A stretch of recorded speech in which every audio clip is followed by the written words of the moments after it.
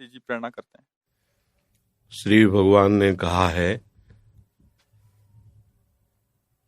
अनेक चित्त विभ्रांता मोहजाल समावृता। हमारी चित्त वृत्ति भ्रांत हो चुकी है अनेकता में। हमें बहुत से नाम रूप, जड़ चैतन्य, अच्छा बुरा, गुण अवगुण, ये सब कुछ दिख रहा है। मोहजाल समावृता, मोह माने अज्ञान होता है, अविद्या होती है। इससे हमारी बुद्धि आवृत, आवृत माने ढक गई है। ढक जाने के कारण जो है वो दिख नहीं रहा है। कौन? भगवान कह रहे, मत्तः परतरम नान्यत किंचिदस्ति धनंजय। इस संपूर्ण सृष्टि में मेरे सिवा कोई नहीं है। जब सृष्टि प्रभु ने रची तो किसी बाह्य सामग्री का कहीं भी किंचन मात्र कुछ नहीं था।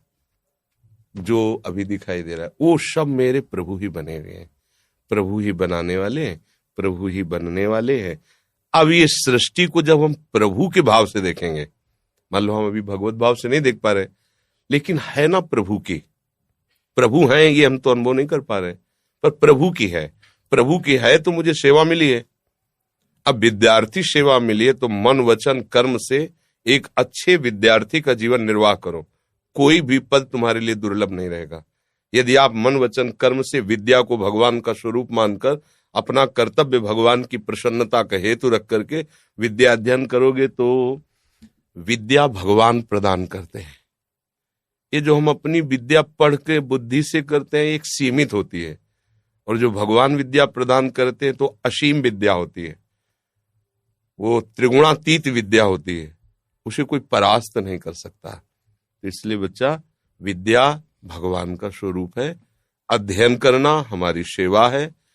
और हम किसी पद में पहुंचे या न पहुंचे, बात समझो, हम भारत देश में पूजा करने के लिए पैदा हुए हैं।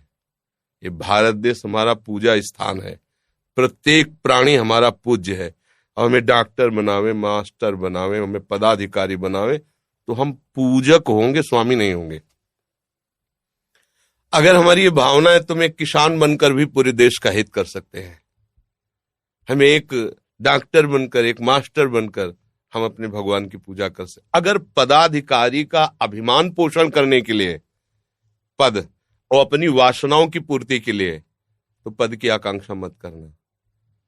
और अगर है कि हम अपने भारत देश के पूजा गृह हमारे भगवान का, हम यहाँ पूजा करना चाहते हैं, हमें कोई ऐसा पद मिले, ऐसा कोई शासन विभाग मिले, ऐसा कोई सेवा विभाग मिले जिससे बहुत लोगों को, जो गरीब हैं, अशिक्षित हैं, जिनको हम सुख पहुंचा सकते हैं, हमें ऐसा भगवान पद दे और मैं वह सेवा करूं, तो निश्चित वो पद मिल जाएगा। और अगर वो पद अपने अभिमान बढ़ाने के लिए मिले और अपनी वासनाओं के पोषण के लिए मिले तो तुम्हारी दुर्गति कारण बन जाएगा। चाहे जितने बड़े पद में बैठे हो, अगर आप कहीं दूसरों का शोषण करने लगे, अधर्म द्वारा चलने लगे, तो आपकी दुर्गति हो जाएगी। क्योंकि ये पुण्य बल से कुछ समय के लिए मिला है, इसके बाद हट जाएगा। जब शरीर ही नहीं रहेगा तो ये पद कैसे रहेगा? और हमें शरीर मिला परम पद के लिए, जिसको कभी कोई भी नहीं हटा सकता, अविचल अविनाशी पद के लिए। तो ये संपूर्ण सृष्टि भगवान की ही सेवा है। इसको हम अलग न ले कि माला चलाना एक अलग बात है और हल चलाना या और कार्य करना अलग बात, दोनों एक बात है।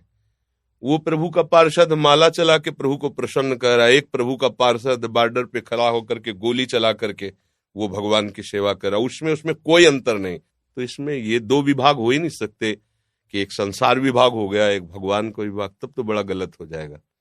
एक का ही विभाग है, सेवा के अलग अलग विभाग हैं। ये बात समझना। आपको समझ में आई?